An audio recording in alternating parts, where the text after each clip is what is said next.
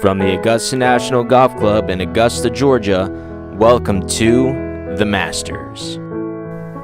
Hello friends, and welcome to a tradition unlike any other, The Masters, presented by CBS. As the snow of winter melts away, sweet spring comes with gladness, as the gates of Augusta National Golf Club will once again open to the world.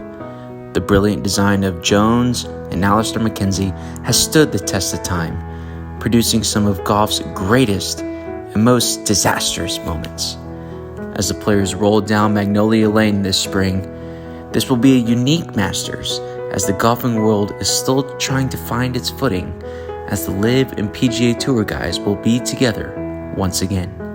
Their attendance is more uncomfortable than Uncle Eddie showing up for the Griswold family Christmas. There are some amazing traditions at Augusta, starting off with a par 3. Let's hope Tony Finau doesn't snap another ankle or knee. Some headlines coming into this week: Tiger makes his return to Augusta since Riviera. Now that Tiger is single, will he be seen at Hooters with John Daly? Brooks Koepka is coming off a massive win at the LIV Golf Orlando from world-renowned Orange County National? Wherever that is, let's just hope he and all the other LIV guys remember they all start on the first hole. Will Scottie Scheffler make things more interesting on the course than his Champions dinner menu? And of course, Rory McIlroy, will he get his first green jacket to complete the career Grand Slam and give Greg Norman the middle finger on the way out? Everybody strap in for what will surely be an amazing week. On behalf of my colleagues here at 3 Under Par, we hope you enjoy the coverage and welcome to a tradition unlike any other, The Masters.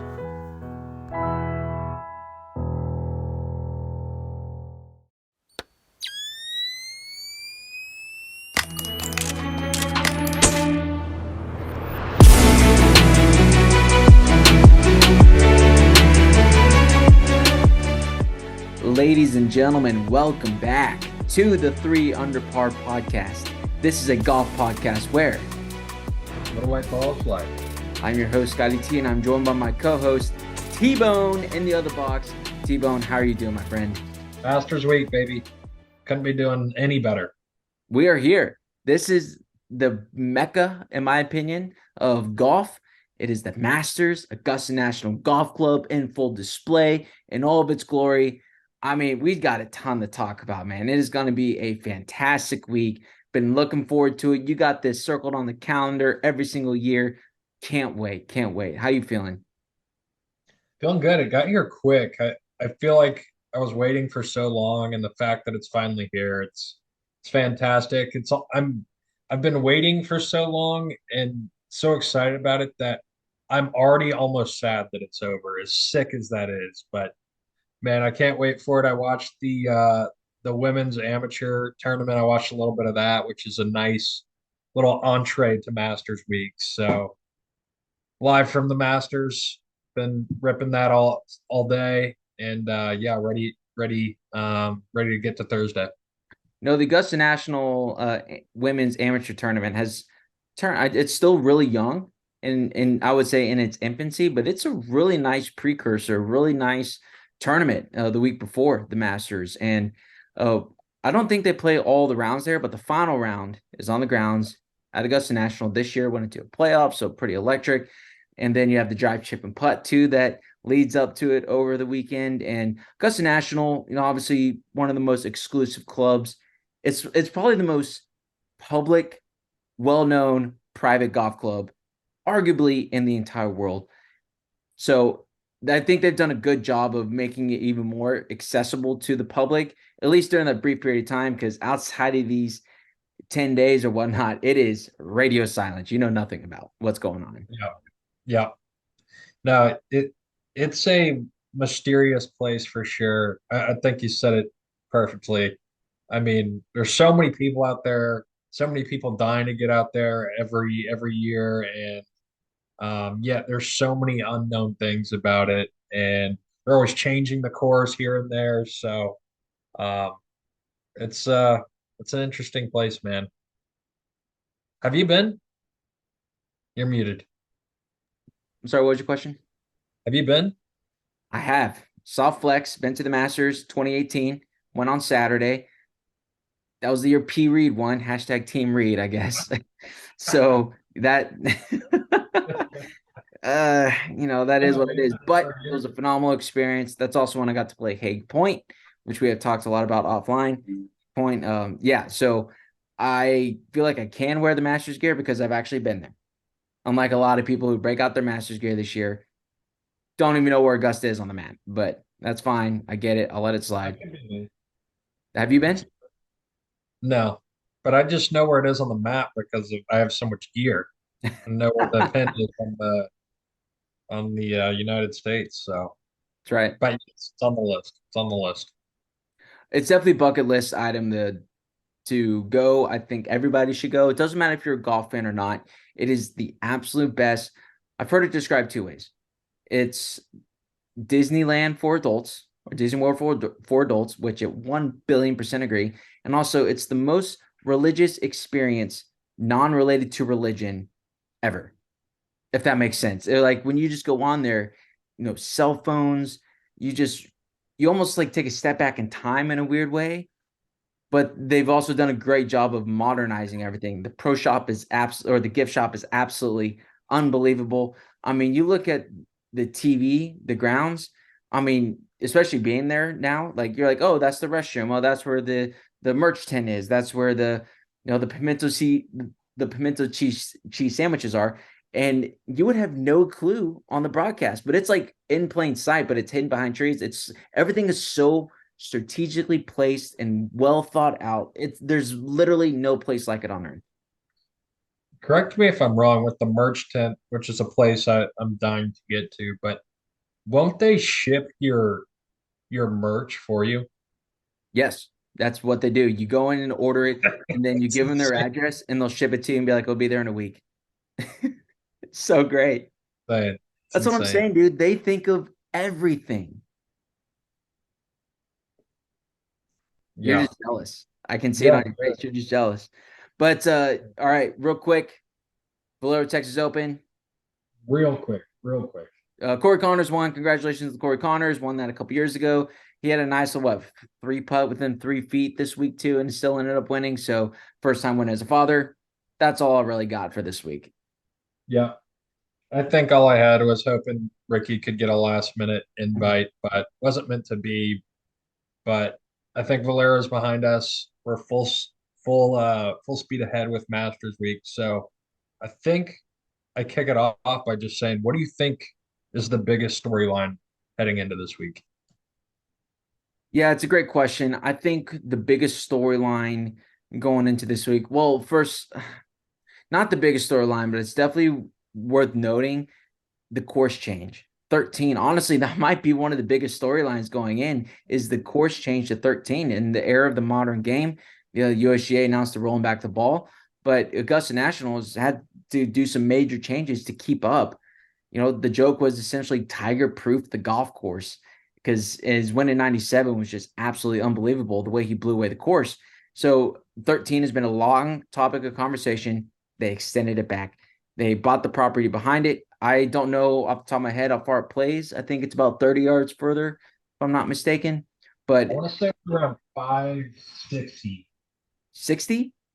566. So I was actually surprised when I saw that today because that's still kind of short for it being added 30 yards. But but yeah, that I think that's an interesting storyline for sure. Um, Let's see. I'm trying to. The holes increased by 35 yards, so now it plays 545 on the card, so even shorter even than I shorter.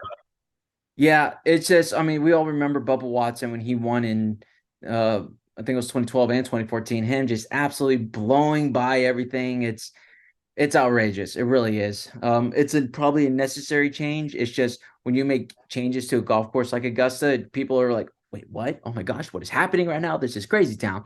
So honestly, I think that is one of the bigger storylines to see how 13 plays out because in the past that's been a birdie every single time, right? Like it's been an automatic birdie almost.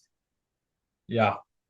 Yeah, I think it's going to be a good change. I think this hole's a lot better when you have people laying up or they're hitting 4 or 5 irons in instead of maybe 6 or 7. So, yeah, that's definitely been a topic of conversation. But I think one that's really standing out to me, I heard this stat today. It kind of broke my heart, honestly, was uh, I think we'll get to the live conversation at some point, but I think anytime there's a chance for the career Grand Slam, it's going to be a story.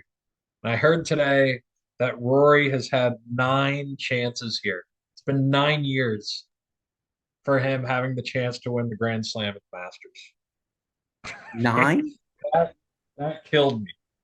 Unbelievable. Yeah. And everybody remembers his collapse in 2011. Oh, that's tough. Him on the snap hook on 10 was just absolutely atrocious.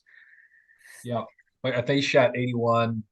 I Yeah. can't even remember who won that tournament, but um that's all I think of. And I love Rory. We posted a video the other day of wanting to ride with him, and it's so hard because it feels like there's so much pressure built up, and I hope he can get over that.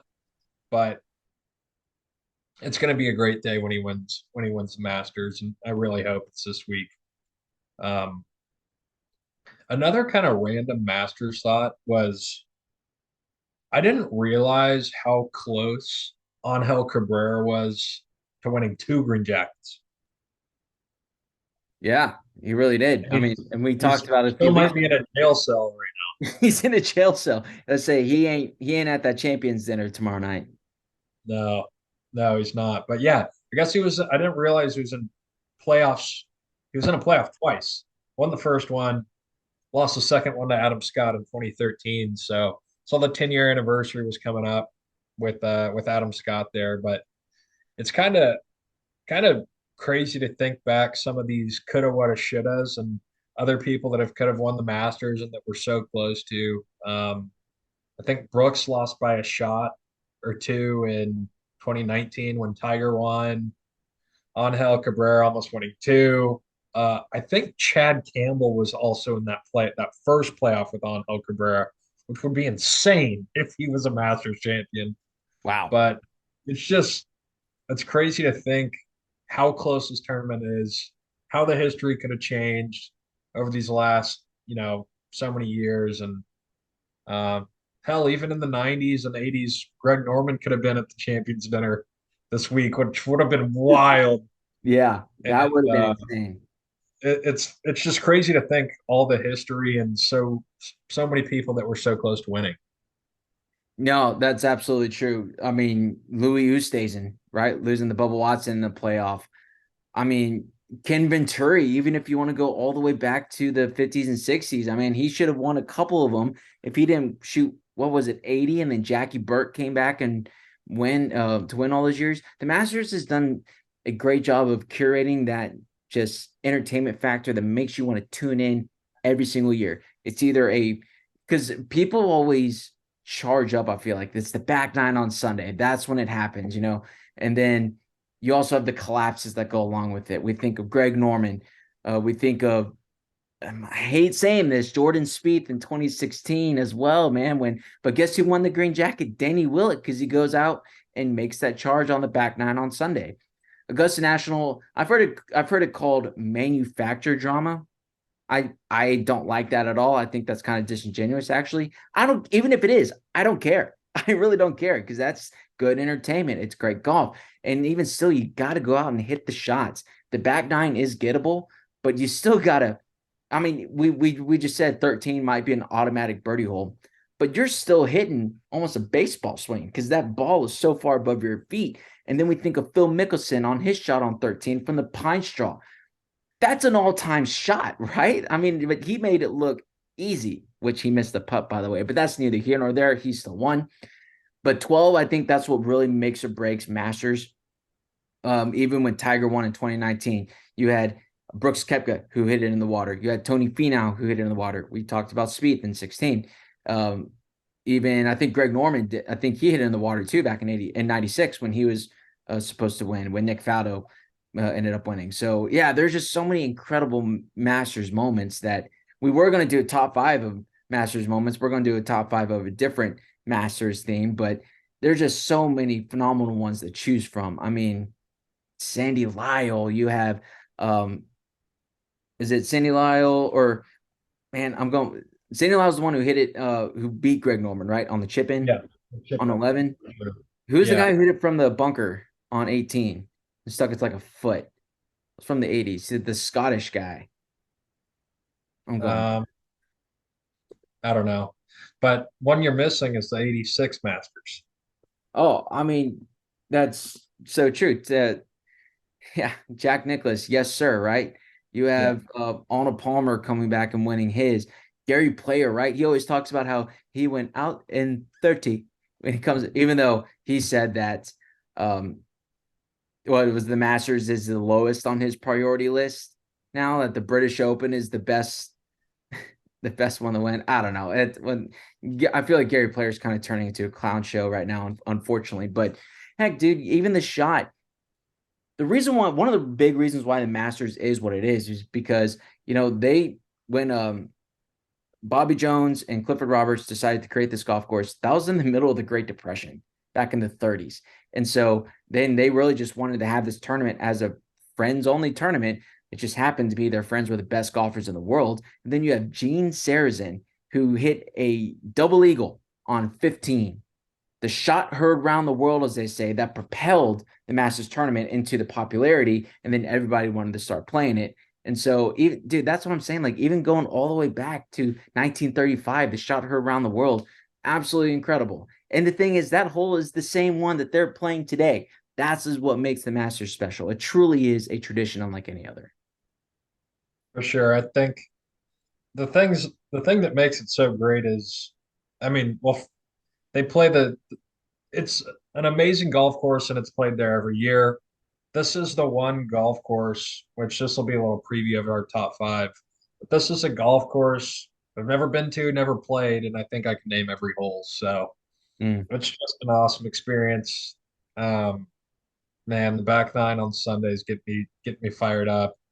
So it's gonna All be a right, great week. I need to fact check myself here. It was Larry Mize who chipped in on 11. I can just hear Trey Cassidy in the back of my head here correcting me, but it was Larry Mize who chipped in and beat Greg Norman in the playoff, and then it was why am I lose? Why it was Sandy Lau the following year. He hit that shot on 18 from the fairway bunker to about 3 feet. I mean, then of course Tiger Woods, VJ Singh. I mean, incredible winners. Even heck, Charles Schwartzel birdieing his last 4 or 5 holes in a row to win the green. Like incredible moments. So some other storylines. Just have to go back to your that come to my attention. Obviously, live right. It's the first time that all these guys are back playing on the same course. Really, the only time that they get together now is the major championship. So this is the first time since August or July when the British Open, whenever ever everybody is now back playing on the same field. Brooks Koepka coming in hot off a win this week down in Orlando for the Live Tour. But it's good to see that it's a big topic of conversation. But a lot of the guys are really downplaying it. I feel like Bryson DeChambeau was playing a practice round with Tiger, if I'm not mistaken. So No. no, I thought. Wait, who did Tiger play his practice round with? Tiger called it off. No, that's golf costume. I thought Tiger he was called it playing off. with like Tom Kim and Freddie Couples. Yeah, they added Rory, kicked Bryson. Oh, never mind. We're back, baby. So They that give me could the be golf Livers gossip. tour. Could be golf gossip for the week. But for the most part, I think you're right. I think every live golfer that I've seen interviewed so far, they're saying this is a media fans thing that are making more drama out of it than it really is. And I think as a golfer playing in such a big tournament, you want as few distractions as possible. But as I'm kind of looking through this leaderboard and potential pairings, it's crazy to think how many live guys are actually there. There's 20 in the field. A lot of them are past champions. And it's in my opinion, it's just going to be a storyline the whole week. And if one of them pulls out a win, I think it's going to be pretty brutal. And Greg Norman was saying some shit about how they're all going to be there to congratulate him on the 18th green. I'm like, I just don't think it's good for the game. And it's gonna be exciting if it's a live guy and a PGA Tour guy headed down the stretch 1-on-1. But damn, I don't like it. It's not going to be a feel good moment if we got a live guy putting on a jacket. There's maybe a few that I would be okay with. I think DJ winning would be hilarious. Cam Smith, I think that would actually be pretty bad. I think that would almost show that they do have talent that's going over to live with. I don't know. It's just a weird dynamic. I don't like where it's going. You're on mute. That's twice. I didn't realize you said 20, Yeah. 20 live guys. Yeah. And it does. I just like puts a weird taste in my mouth for some reason. You know what I'm saying? It's just like it's not wrong because even like let's say your boy or my boy Joaquin Neiman slips on the green jacket, like that would feel weird, you know. Yeah. I'm this is ironic because we're doing a stinking golf podcast, but I'm having trouble finding the words about it. It's not because obviously they're still playing, they're still the best players in the world, and honestly, like they should be playing in the Masters. These guys should be playing in the major championships. To your point, a lot of them are former winners. Like I don't think Sergio Garcia would be invited based off his world rankings anymore if he wasn't a former champion. Heck, even Bubba Watson. So, Charles Schwartz. yeah, Charles Schwartzel as well.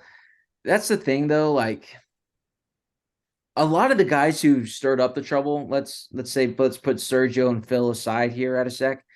You know, your Graham McDowell's, your Ian Poulter's, they're not in the field, right? If I'm not mistaken. Like those are the guys, and Lee Westwood, those are the guys who are the loudest amongst the media and on Twitter.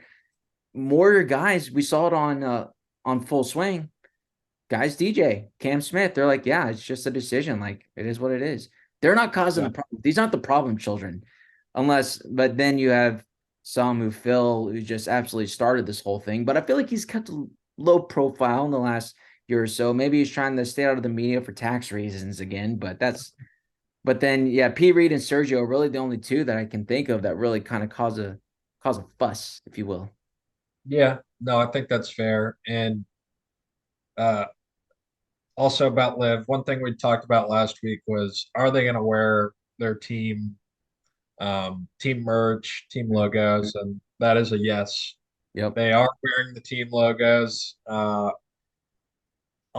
Cam Smith's press conference today, he said he actually packed two sets of clothes, his whatever team he's on, which shows you how well Liv is doing.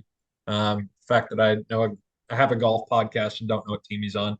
But anyways, his team branded merch and blank merch in case he gets asked to um, not wear it. But it's a weird dynamic watching some of these guys that have been under brands for so long, like DJ with TaylorMade and Adidas. Mm. I saw on this weekend, DJ's playing in FootJoy golf shoes.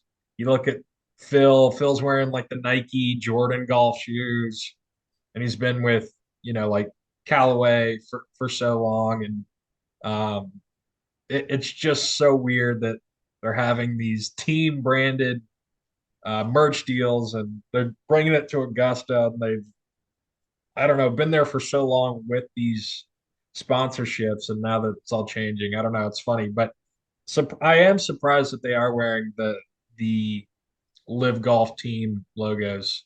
But I guess Augusta hasn't said anything so far. We'll see if they let them wear it Thursday. That's right. So, and then, T-Bone, I feel bad. We've gone this far into the podcast without mentioning Tiger Woods. Tiger Woods is back. He is playing. What do you think I was going to say? I thought you were going to say Scottie Scheffler. I We can think get that too. he's next. Tiger Woods deserves to go first. 5-time champion. The return to glory will forever be etched in my mind as, in my opinion, I know we weren't going to do this, but if we were going to do top five, that was going to be my number one overall pick, was the return to glory. Again, 5-time major champion. Last we saw him was out at Riviera, looking okay, not great. So hopefully he's had some time to rest and recover and sharpen up that game. He's always said he's not going to play a golf tournament unless he feels like he can win. So Tiger probably believes that he can win this week. There's just something about it, man. It's when you put on that red shirt and on the grounds at Augusta National, it is Superman putting on his cape, taking off his glasses. It is remarkable. Look, I wouldn't be surprised if he's in the mix after Friday. We'll see if his body holds up afterwards, but it's going to be great seeing Tiger. It's always a treat and a pleasure to see Tiger on the grounds at Augusta National. Hopefully his mind is in the right headspace. As we talked about a few weeks ago, he's having some lady troubles again. So hopefully he's gotten all those things ironed out so he can actually focus on golf. Yeah, I have no idea what to expect. I never want to be the guy to rule him out, but You don't want to be that. We I don't kind want of to be that do. guy. No, but there's word that it's gonna be a little rainy this week, potentially some cold weather, and the delays, soft ground, cold weather, that's a nightmare for Tiger right now. He needs Mm. as prime of conditions as he can get, and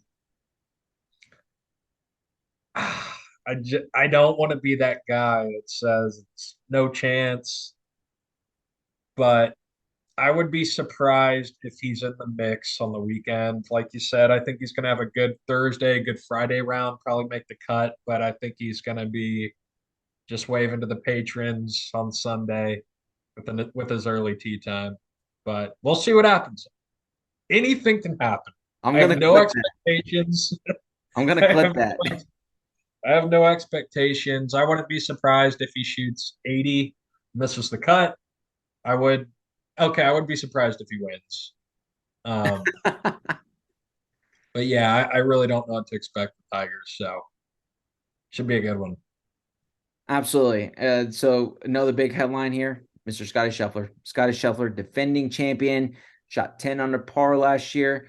It probably should have been 11, but he missed a little dinker at the end, as we all remember. And there's going to be a special that's coming on, I think Saturday, T-Bone, of Jack Nicklaus, Tiger Woods. It's Sunday morning.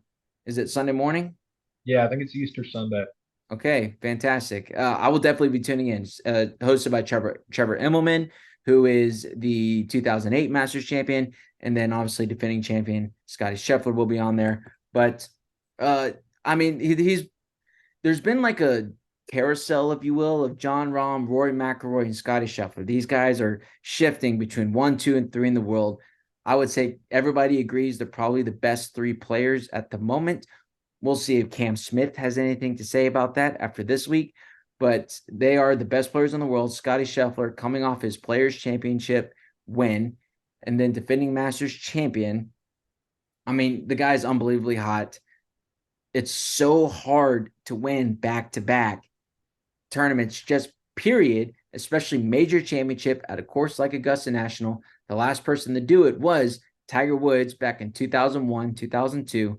So, what are your thoughts on Scottie, and does he repeat as champion?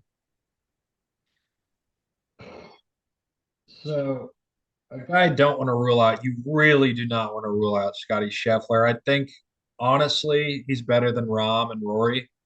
He's so damn good. Look at his major history.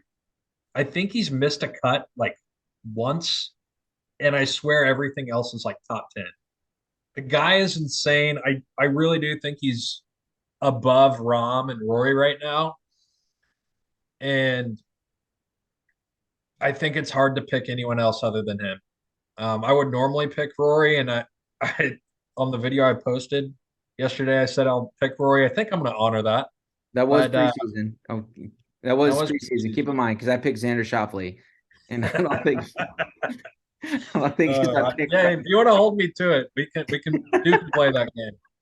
But dude, he's the best of the three right now. Um, I think he's so good, and his experience in majors is insane. And I think he has a very, very good chance of defending the jacket. I mean, you said it well. There's absolutely no reason why you shouldn't pick Scottie Scheffler. Like I'm looking at VegasInsider.com betting odds right now. Scottie Scheffler plus 700. Rory McIlroy is also plus 700. I think he figured something out at the match play. If I had to guess, he had some major driving issues at the Players Championship. It sounds like he's got those worked out. John Rahm plus 900. Jordan Spieth plus 1600. That one's interesting. Jordan Spieth, I think, Always is is. playing good. Always is. He always plays well at Augusta, man. He loves that place. This is a sick back, like sick in not in a good way. He only has one green jacket. I feel like he should have three. Realistically, he should have That's two. up. That's up. Yeah. But Was his first year on tour, he almost won the Masters. yeah, it was 2014. Him and Bubba were going pretty much head to head. And then Bubba just, I think that's when experience won out. Bubba just, he Yeah. played like a Masters champion, honestly. He deserved to win. And Yeah. then you had Jordan Spieth just absolutely lapping the field in 2015. And then he was lapping the field for about 63 holes in 2016. And then we all know what happened. I'm not reliving that. But fun fact, too, I heard this the other day. Do you know who played with Jordan Spieth in the final group in 2016? Was it Smiley? Smiley Kaufman. Smiley And Kaufman. R.I.P. that is the only Masters that he has ever played too. So the only Masters he ever played, he played in the final group on Sunday. I think that's a record. I think Brandel Chambly or somebody said that the other day, and I was like, that is brilliant. It's so true Yeah. though. I think he shot like 81 too. Yeah, it was not good. But some other betting odds: Justin Thomas plus 2,000. Notables after that are Patrick Cantlay, Cameron Smith, Morikawa, Jason Day, trending in the right direction. DJ, uh, Cam Smith, I think I said that. Tony Finau, Cam Young, and Max Homa, Kepka, and Zalatoris. And then after that, it's kind of a bit more. Someone I want to talk about on that list that I think's Yeah. interesting is JT. I Okay. think it seems like his whole year's been thrown off with putting. Took some time off from the match play, and he's probably approaching the seven, eight, ninth Masters or so, which I think is a good enough experience to have an advantage over the field. And he's so damn good, but I think he's getting a little under the radar because his putting's been bad. Granted, you really need to be on at Augusta, but I think it's an interesting pick for this week because he has the capabilities of winning. I think he would normally be really in the center of conversations around favorites here, but Yeah. it's just been a little quiet because of putting. So I'm kind of interested to see how he's going to end up this week. It's a really good point, too, because at Augusta National, those greens are all over the place. They're like roller coasters. Not only do you have to put the ball in the right place on the green, you have to put lights out. That's what made Tiger so great. It was how creative he is on the greens, and Jack Nicklaus as well. Phenomenal putters. So yeah, that's a really good point. I'm looking at JT's Masters record in 2020. So that fall Masters, he finished fourth.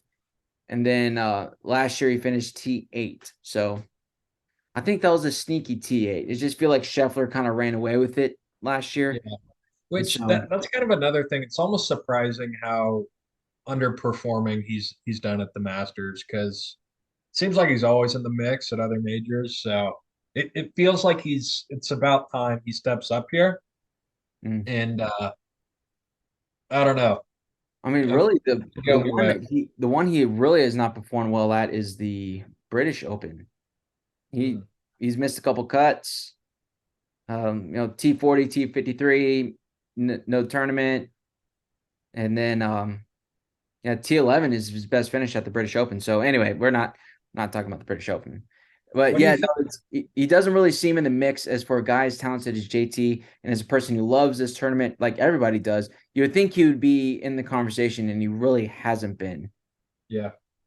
What do you think about? Let's talk about some live guys. What do you think about DJ Brooks, maybe even P Reed? Like, I think those guys can play well. Unfortunately, I think one of those three guys is going to be in the mix, or someone I'm not thinking of from live, but those are the kind of three guys. I guess Cam Smith also. Cam Smith, DJ Brooks, Patrick Reed. I would bet one of those four guys are going to be in the mix. I would really only put two of them there. I would put DJ and Cam Smith, Really? honestly.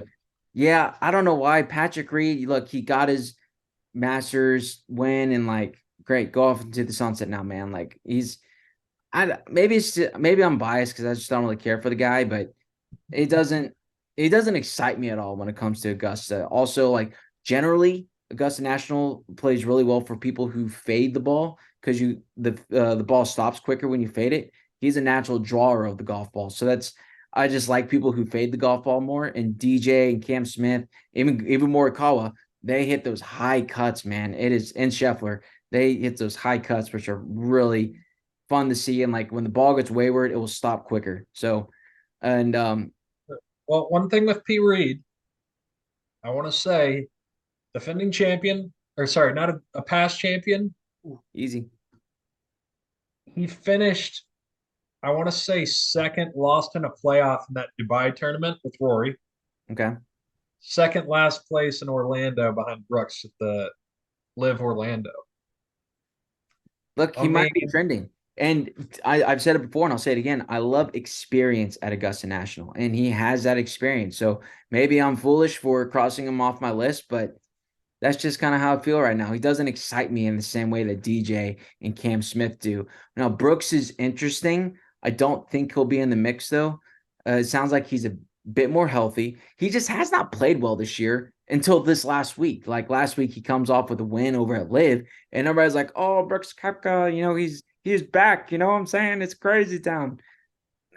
I don't know, dude. Augusta's just different. He's different than some course in it, Orlando. Sorry, just yeah. is. So another thing I saw on the Golf Channel today, they were talking about how Team Torque won. Brooks won the individual. I think their Okay. team match. Anyways, one of the guys on Torque, he's the I can't remember is Sebastian Munoz from Oklahoma State, went straight to live. And post round, he said he was tied or one back of Brooks or something. And he said on 18, basically had a chance to go after a pin or go after a par 5 and 2 or something. And he said, well, I had to play it safe because our team was in contention. So I wanted to secure the par or something instead of the team title. And it was like, that exactly is why this is an issue when you're bringing your game Mm, to the Masters. Granted, I don't think he's playing, but this is what these guys have been doing. It's they're put in situations where there's less pressure because it's a team event. right. And there's more Add, money from the team. add the cut, add the cut aspect too. So this is kind of what we've been talking about for a while. But I saw that today, and they were talking about how that is going to be a disadvantage, I think, for these live guys. And I agree because it's not the same. Yeah. No, that's a really good point I hadn't considered. So yeah, thanks for bringing that up. It's interesting. It'll be really interesting to see how it plays out. All right, T-Bone, before we get into our official picks, what's your favorite Masters tradition or your favorite little tidbit, little weird, cool thing that the Masters does? Hmm. Kind of putting you on the spot here. We didn't really prep for this, so if you need time to think, that's okay. You Because have one? Yeah. do I have I was one? just, yeah. I mean, there are just so many little things. I think even what we found out during Full Swing when Tony Finau said the number on the caddy bibs was the number when you check in. Like that's so cool. I had no idea about that. I really like and people kind of give it a hard time, but I like the idea of the crow's nest. How the Masters highlights the amateurs and how the amateurs stay on the grounds at Augusta during the tournament up in the crow's nest in a bunk room. I think that's really cool. That's really unique that no other tournament really offers. And the other to go along with that, so I think they highlight the amateurs really well.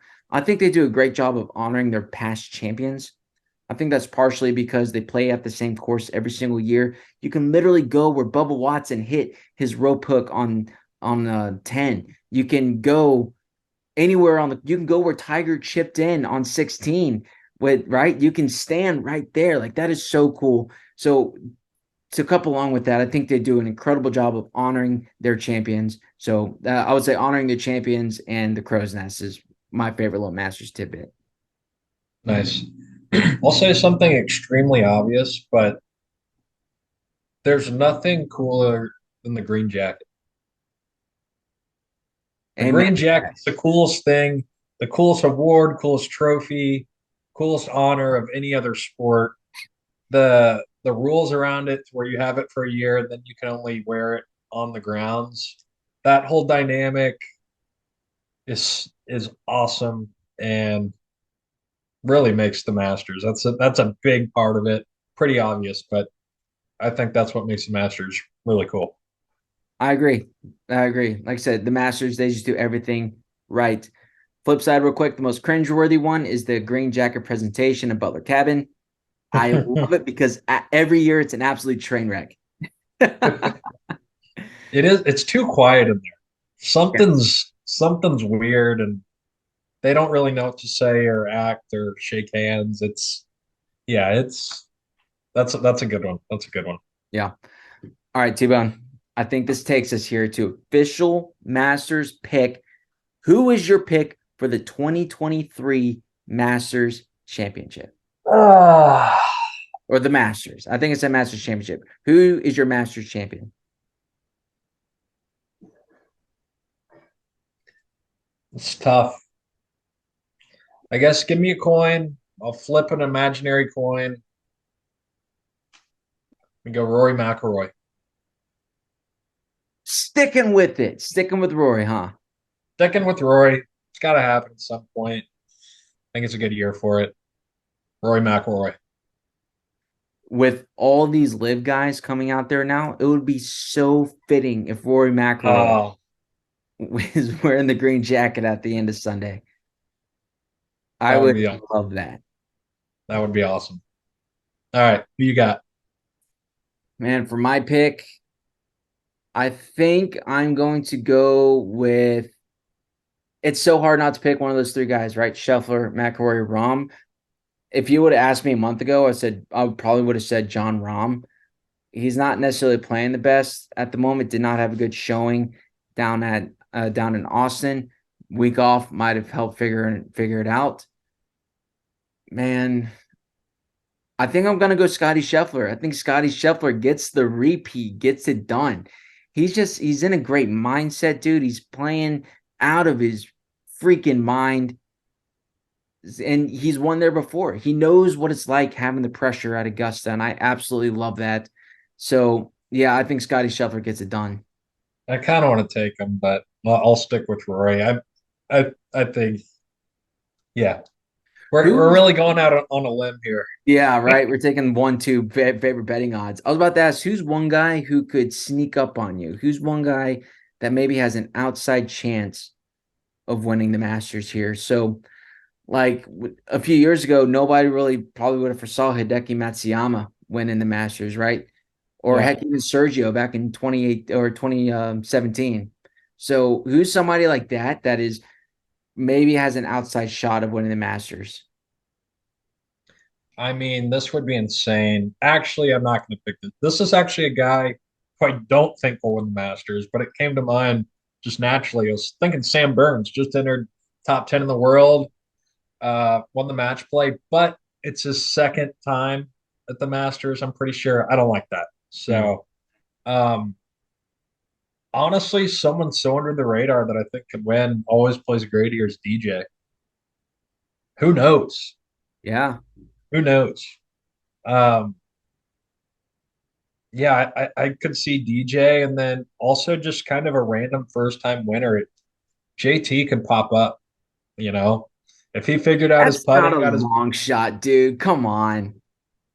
I JT, guess compared to Hideki, that's like saying, oh, I think Clay Thompson's going to drop 30 tonight. Like, yeah, he's not the best player on his team, but like, he's still two Clay. ACLs torn. He's, I don't know, kind of old. I don't know. Um, How about Jason Day? I think Jason Day's got a shot to win. Actually, yeah, I like that a lot. Okay, I'll give you a guy who has played well here a lot, who's going to be one of my sneaky picks for my pick 'em. Okay. Veteran, starting to trend in the right direction. Ooh, Justin Rose. love it. Justin Rose always plays great at the Masters. Yeah, he did. Maybe not always, but he has had some close finishes. I Yeah, I like mean, he like lost in Justin the Rose a playoff. lot. Yeah. I love it. Who did he lose to? Sergio. Damn. I would much rather Justin Rose have won that one. I Yeah. think. So another person to keep an eye on who I like too, I'm going to go with Matthew Fitzpatrick. Love my guy. You're gonna keep riding. I'll ride Matthew Fitzpatrick in the same way that you're riding Rory McIlroy. Okay. Oh man, that's classic. Yeah. Um, no, those are good. So those Uh, are our official picks for the Masters. T-Bone, I think this moves us to top five here, unless there's anything you want to add. no, I think that's good. I think this top five is the only one that would keep us from ending this podcast at a reasonable hour. I think if we did moments, we would just go on. So kind of simple, but I think it's unique, and I'm excited to see where we go with this.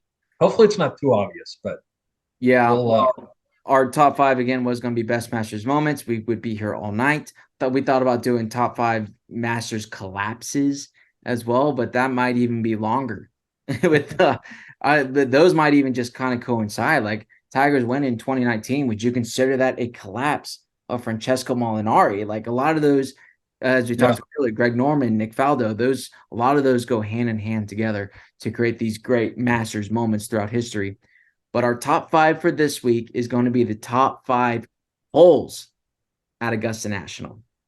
Each hole has their own name. Again, it's the only thing we could think of that would keep us here before tomorrow morning. So, yeah, pretty excited about this one. Probably, again, the most recognizable private golf course in the world. Everybody knows these holes. So, we're going to give you our top holes. And I do consider myself a top high percentage Masters fan, but I only have one monitor and don't think I can name many by name. So maybe I can rely on you for that. I But do. I have the dual monitor system going right here. okay, So you tell me the number of the hole, and then I'll say the name. But yeah, I T-Bone, think you went first last week. It is my turn to go first.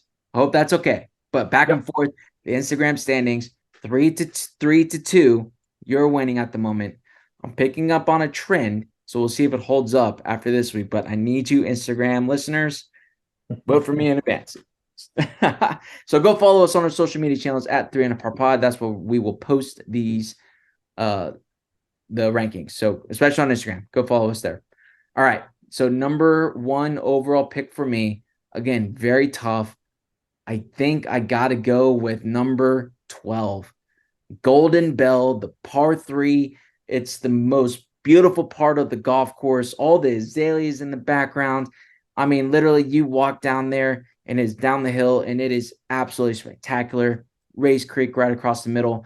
I love it too because, and I know the golfers love it because when they're over on 12, there's no fans, there's no galleries. It's just them hitting their putts or chipping onto the green and then hitting that tee shot on 13. There's no place like it else in the world, in my opinion. So that's why number 12. It also, again, I said it earlier, it makes or breaks golf tournaments. It makes or breaks Masters champion if you don't play it correctly. And if you go in the water on 12, you bring in a high number. And so I think number 12, Golden Bell, is the first overall pick. Love it. Yeah, that one was going to go early. I think it's a obvious first rounder. Um, it basically separated Tiger from the field when he won. Brooks, Francesco, Finau, Poulter. Think all those guys made up the last two groups when Tiger won. Tiger hit the middle of the green, had the two putt from 30 feet. It's a great hole. And it's so crazy.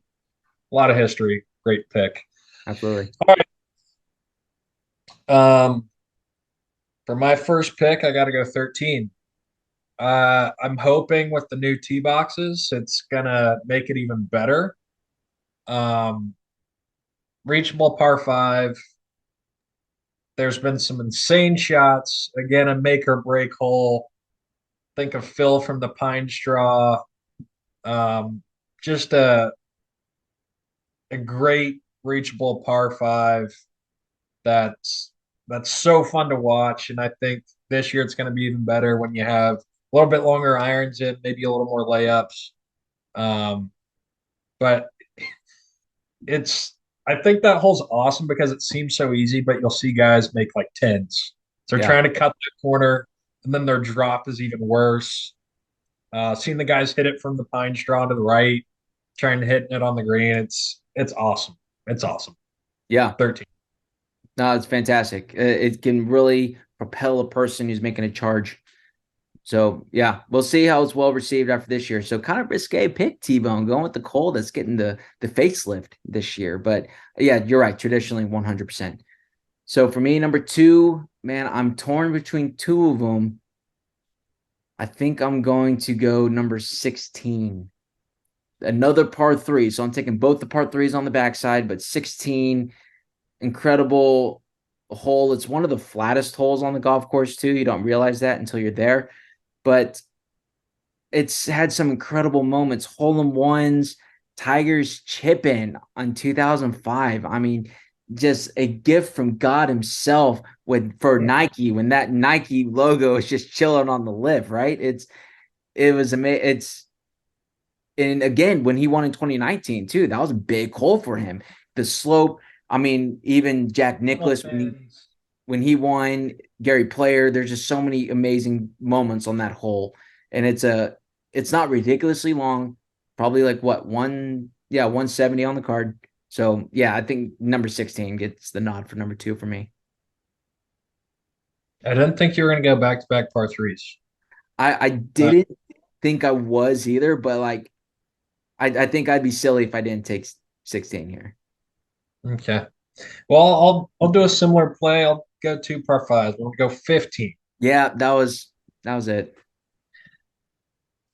It's I think it has a lot of similarities, at least on TV, to 13. It seems like it's a little bit harder to get there in two. What I love about it is the second shot and how unbelievably bad it can end up. When those guys hit the back edge of the green, it goes in the back pond. They got to drop from there or re-hit or whatever. I mean, it's insane. I also love where the bleachers are with that little stone bridge walkway with the players walking by. Such a great hole. So another historic moment there that potentially robbed a green jacket from Tiger that people forget about a lot.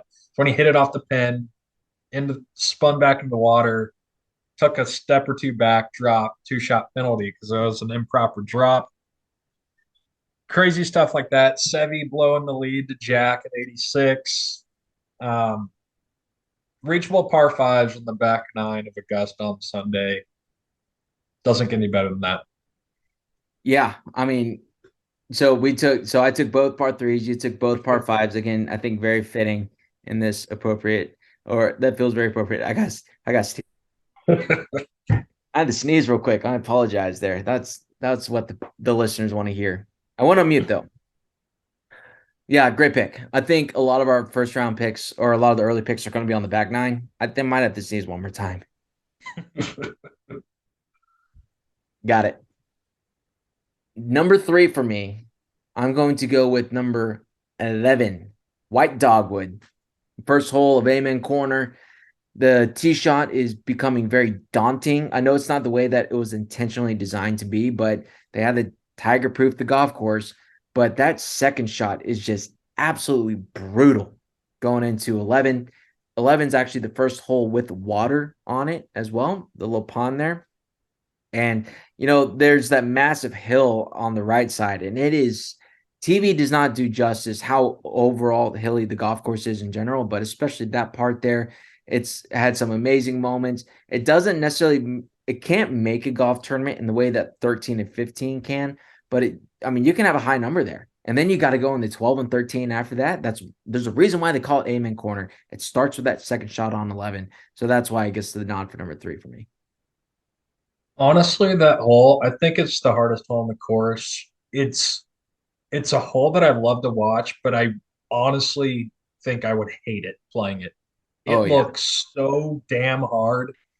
The the tee shot right, you're screwed.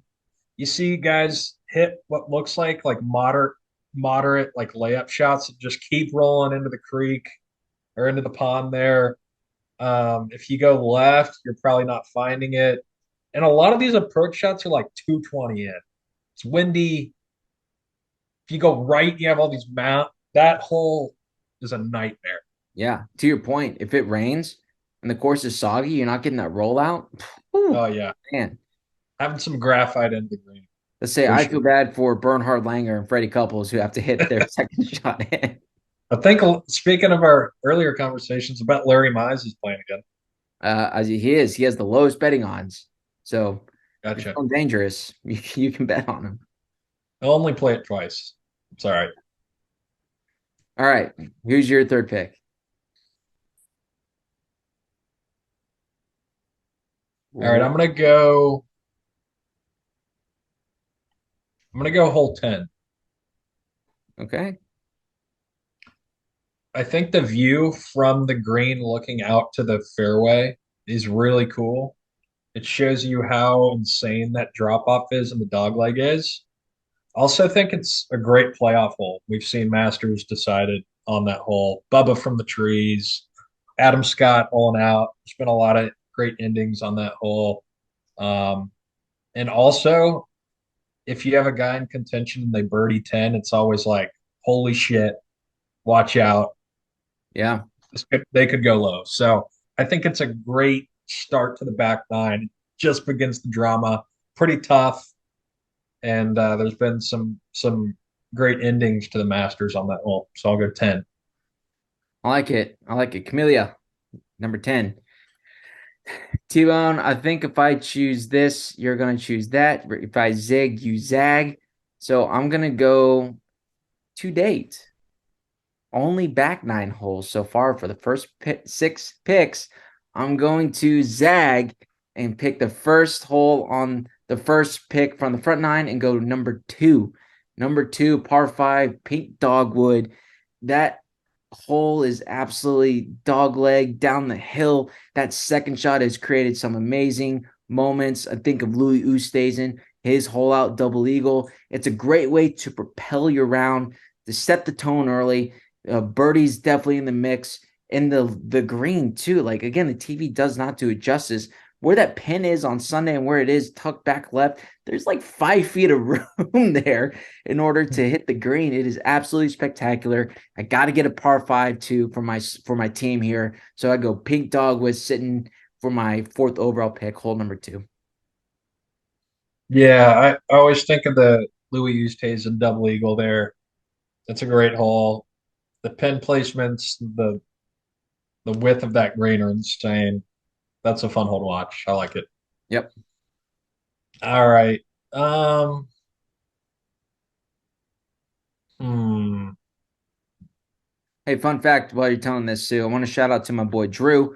He has actually played the golf course there. Not the Drew you know, no, the Drew I know.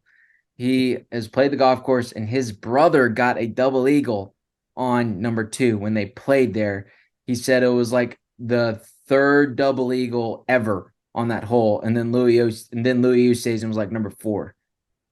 Holy So shit. yeah, it's so not common at all. These guys will put it really close, obviously, to tap in equal, but there's not been many double eagles out there. So I want to give, I believe it was, I think Alan, he got the double eagle there. So shout out to you, Alan. Incredible. Congrats, Alan. I'm really happy for you. Alan. Um, Yeah. all right, I'll go 18. The maybe a hot take. For as great as the Masters is, you would maybe think of a more iconic hole. I mean, we're waiting until the fourth round to pick hole 18, but at the same time, it is also an awesome hole. When you see the the uh the tunnel of trees hitting off that tee box, my palms just start sweating. You Yeah. got the gallery, you've got the trees, and it looks like you're hitting out of like a phone booth. Yeah. Um, Spieth a few years ago when he was making that run, he was pretty much had no chance, and he hits a tree, what, probably 100 yards out.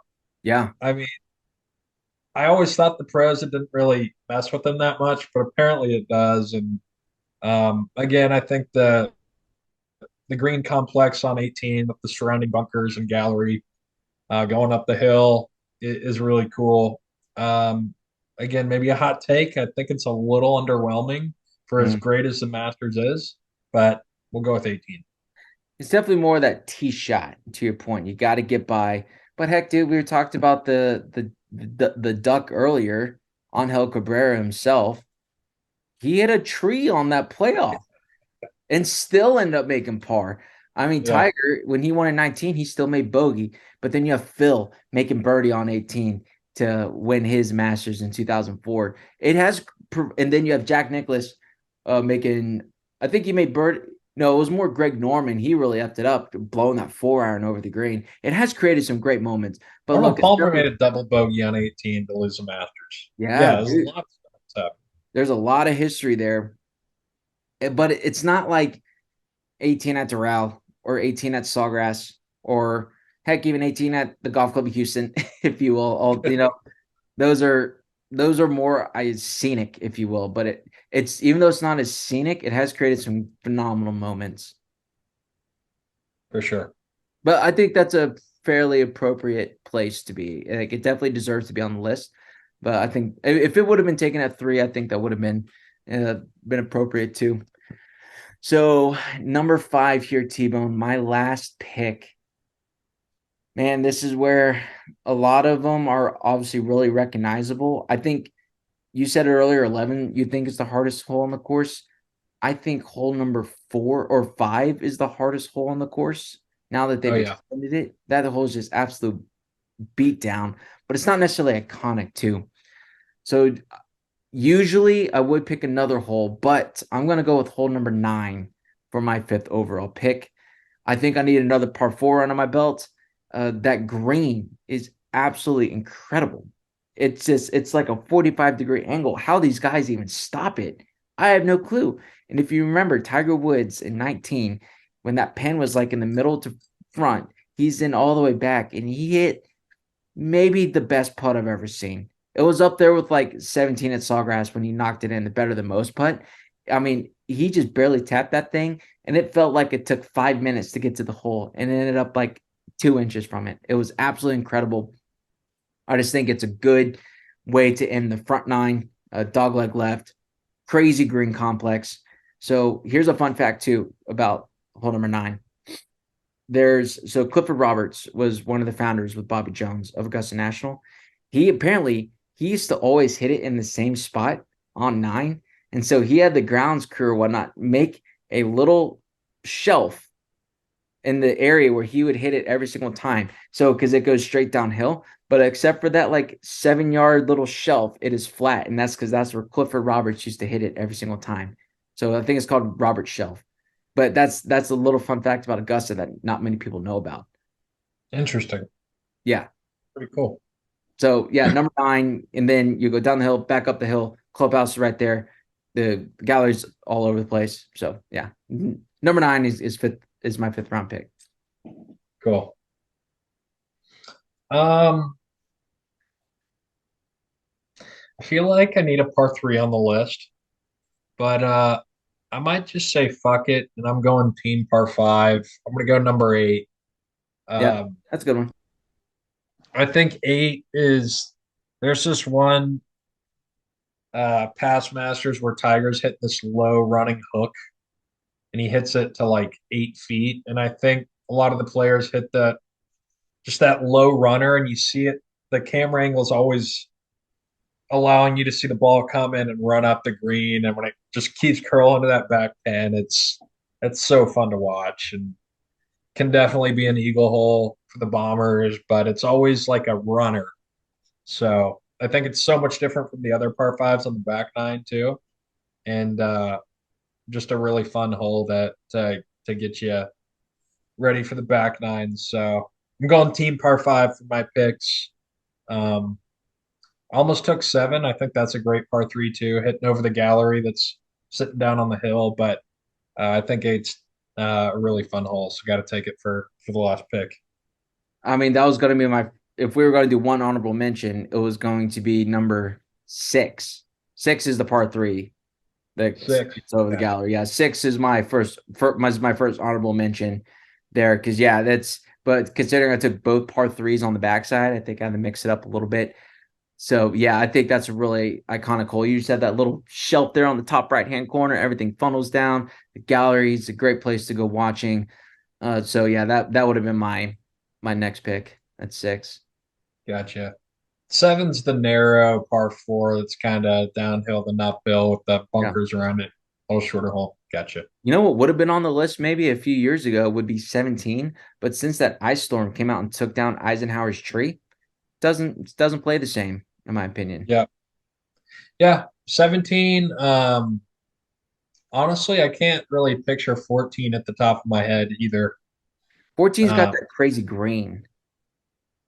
So there's yeah. 14 and 5 that are like the crazy green complexes that are like roller coasters. Yeah.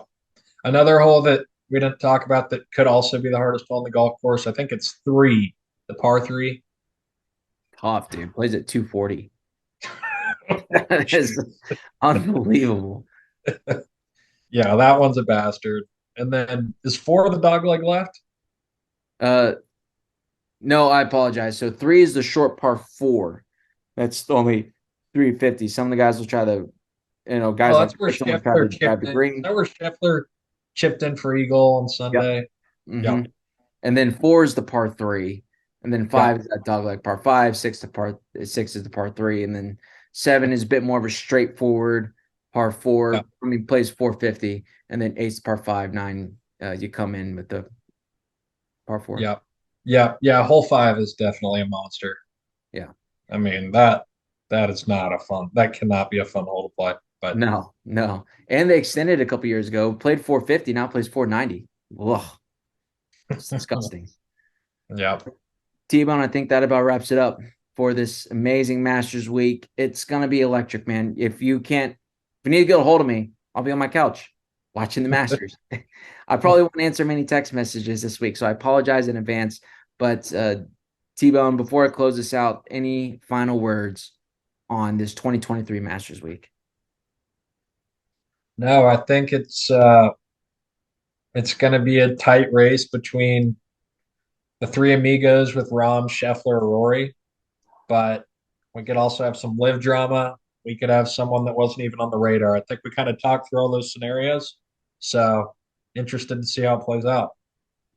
There's no doubt about it. It's going to be fantastic. So we appreciate everybody for tuning in. Comment below with your favorite Masters moment, and also who is your prediction to win the Masters the Masters 2023. So follow us on our social media before you get out of here at 300 per pod. That is number 3, 300 per pod, Twitter, Instagram, subscribe, rate, and review. Follow us on YouTube. I finally played my first round of golf of the year, T-Bone, on Sunday. So yeah. I got a little video that will hopefully be dropping here in the next few weeks. Just gotta get through some things on my end, including Masters Week, and then I'll be able to post that here in the next few weeks on a YouTube channel. And I'm excited. I think I'll be live tweeting during the Masters too. So be a good time, man. I can't wait. It's here. We've made it. We've arrived. Love it. Can't wait. Well, again, thank you everybody for tuning in. We appreciate you. I am Scottie T, and for T-Bone. And remember, Little white ball is life.